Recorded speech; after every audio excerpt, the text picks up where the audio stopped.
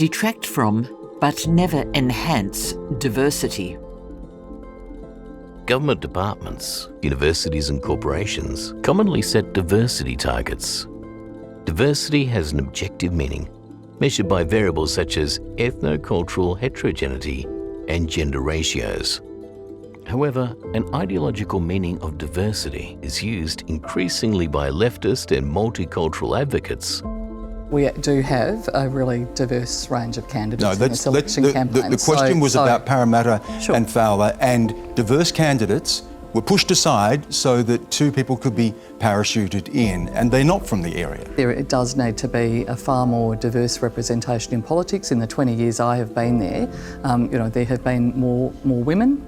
We are beginning to see more culturally diverse. The fact that we now have a First Nations caucus within the Federal Parliamentary Labor Party. But the question is why you can't develop local candidates who are diverse and represent very diverse electorates. Which I think we actually... They speak of the diversity component, or of people with diverse backgrounds.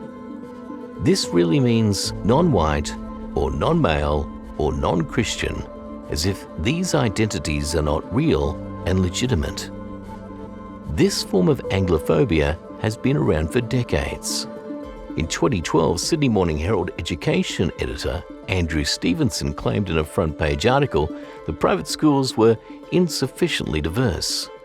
Their headline contained a racial slur which indicated that insufficiently diverse meant too white.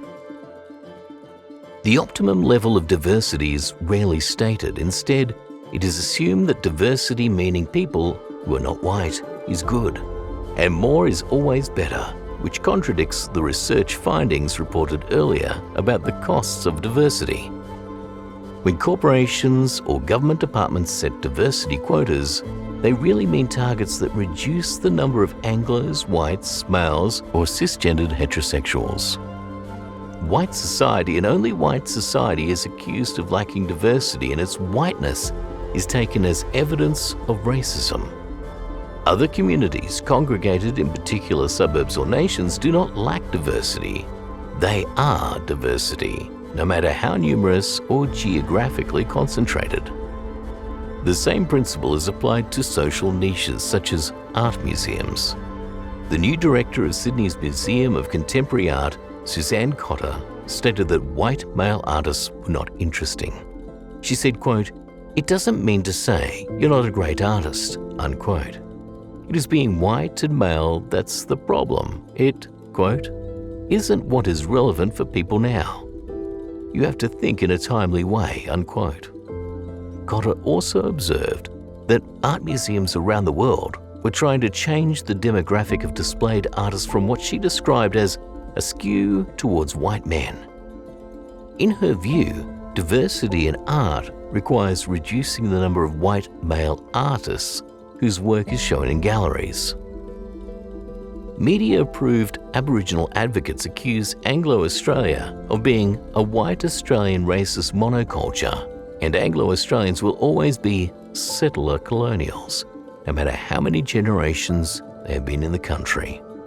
Multicultural activists have accused the federal parliament, elected by citizens of all backgrounds, of being too Anglo and in need of more diversity. In 2012, columnist George Megalogenis decried the federal parliament's lack of diversity. He wrote, quote, "It has become more monochrome at the very moment we need to pursue more openness in markets and in immigration," unquote. No mention was made of relatively homogenous countries such as Japan and China that trade with the world without opening their immigration doors or diversifying their governments.